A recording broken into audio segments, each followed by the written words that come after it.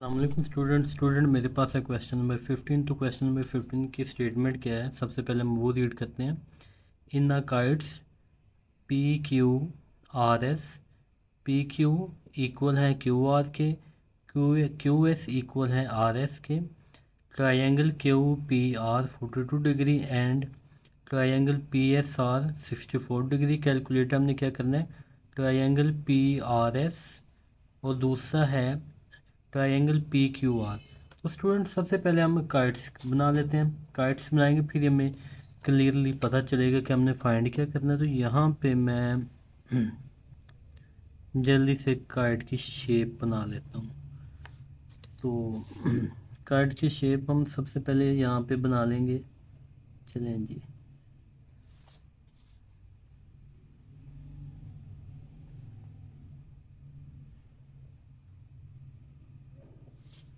उसके बाद हम इनको भी मिला देंगे आपस में।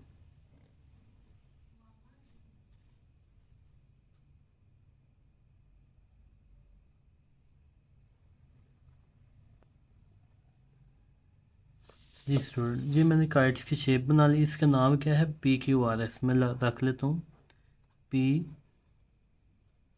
क्यू आर और एस। उसके बाद यहाँ पे क्या बता रहा है कहता है पी क्यू।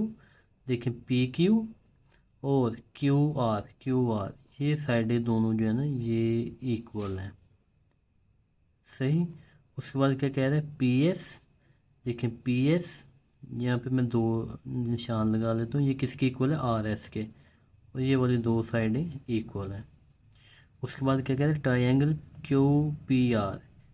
देखें क्यू पी आर, तो यहाँ पे एंगल कितना बन रहा है, 42 डिग्री।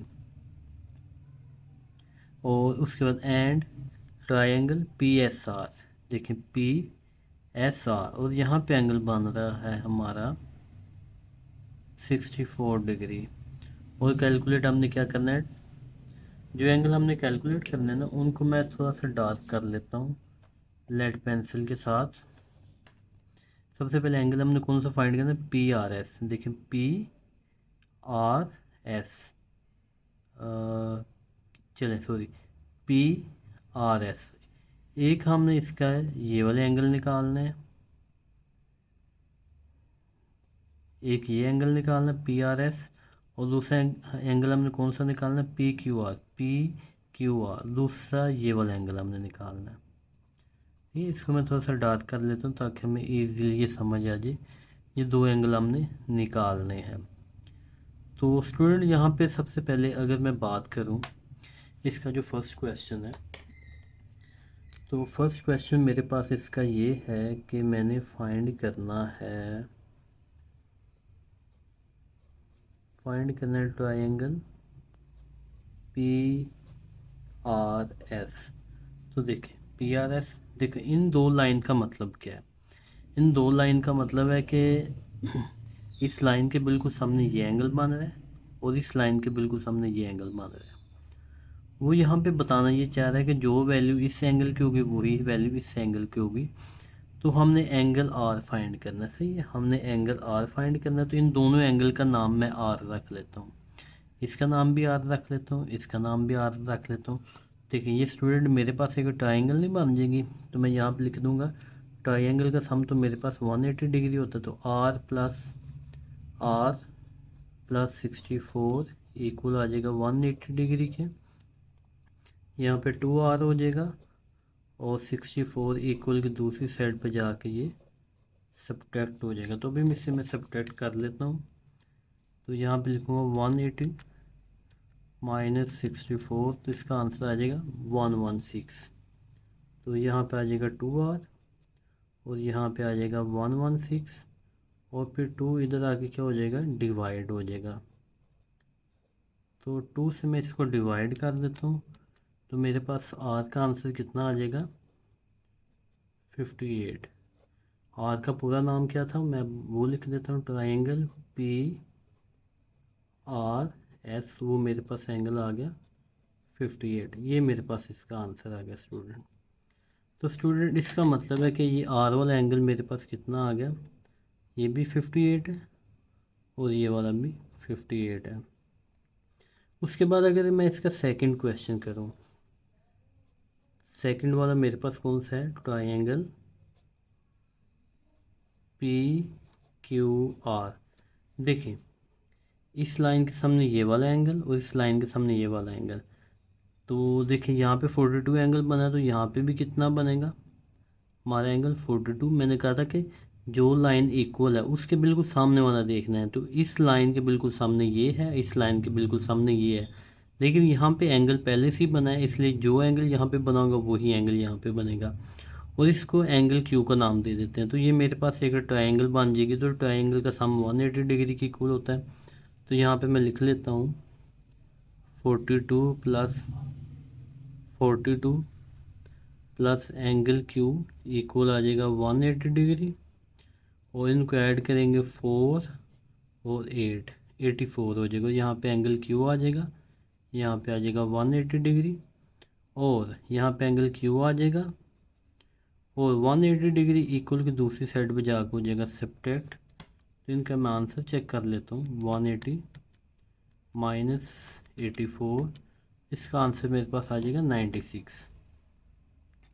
तो एंगल क्यू मेरे पास क्या आ जाएगा 96। तो अब क्यू एंगल क्यू का पूरा नाम क्या था मैं वो लिख लेता हूँ, triangle angle P Q R मेरे पास कितना आ जाएगा 96। तो यही इसका स्टूडेंट आंसर है।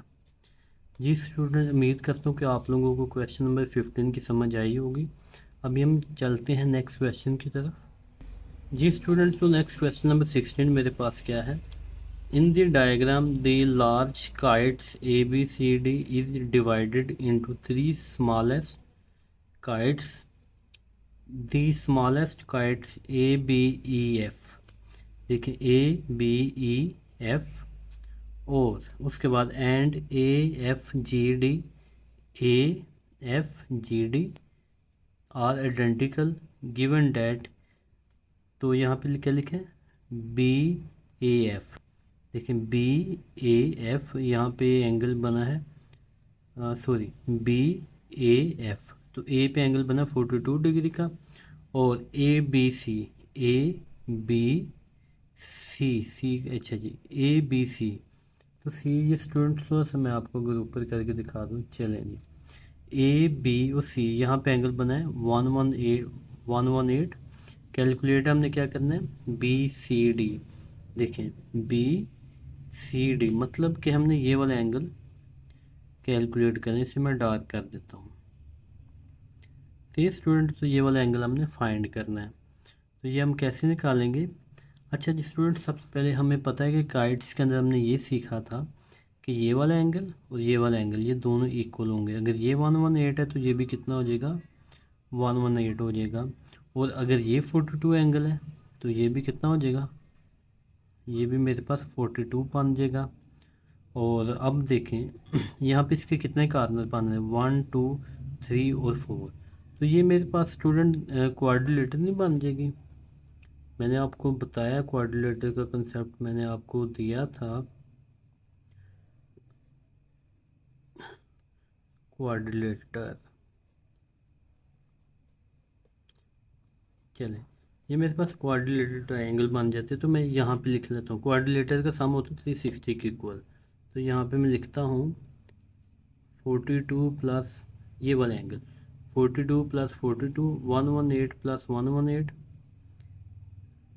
या सबसे इसको पहले मैं ऐसे भी लिख सकता हूँ, ये लिखने से पहले यहाँ पे एंगल A लिख लूँ, फिर लिख लूँ एंगल फिर ये गलत लिखा गया है, एंगल पहले लिखते हैं एंगल B, फिर लिखेंगे एंगल C, फिर लिखेंगे एंगल D, और ये सारा किसके इक्वल होता है 360 के। देखिए angle A, angle B, angle C और एंगल D। अब आप लोग सोच रहे होंगे कि हमने EF इनको क्यों नहीं लिखा, क्योंकि ये एक लाइन को कट करने के लिए यूज़ हुई है, इसलिए मैंने इनको नहीं लिया, बल्कि मैंने ये 4 पॉइंट लिए हैं 1 2 3 और ये 4, ये क्वाड्रिलेटर बनती है। तो देखें एंगल A कितना है मेरे पास, एंगल A है मेरे पास 42 प्लस 42, एंगल B मेरे पास है 118, एंगल सी मेरे पास फाइंड मैंने करना है।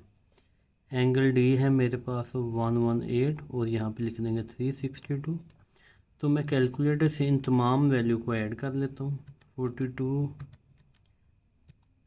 प्लस 42 प्लस 118 प्लस 118, ये हो जाएगा मेरे पास 320। तो यहाँ पे मैं लिख दूँगा 320 और यहाँ पे आ जाएगा एंगल सी और यहाँ पे आ जाएगा 360 आ जाएगा और 320 इक्वल की दूसरी साइड पे जाके ये सब्ट्रैक्ट हो जाएगा। तो मेरे पास आंसर कितना आ जाएगा 40। तो स्टूडेंट इसका मैं पूरा नाम लिख देता हूँ, एंगल बी सी और डी, ये मेरे पास कितना आ जाएगा 40। ये स्टूडेंट इसका मेरे पास आंसर आ जाएगा। उम्मीद करता हूँ कि स्टूडेंट आप लोगों को समझ आई होगी। अगर आपका कोई भी क्वेश्चन हो वो आप लोग ज़रूर पूछें मुझसे। ओके स्टूडेंट, अल्लाह हाफिज़।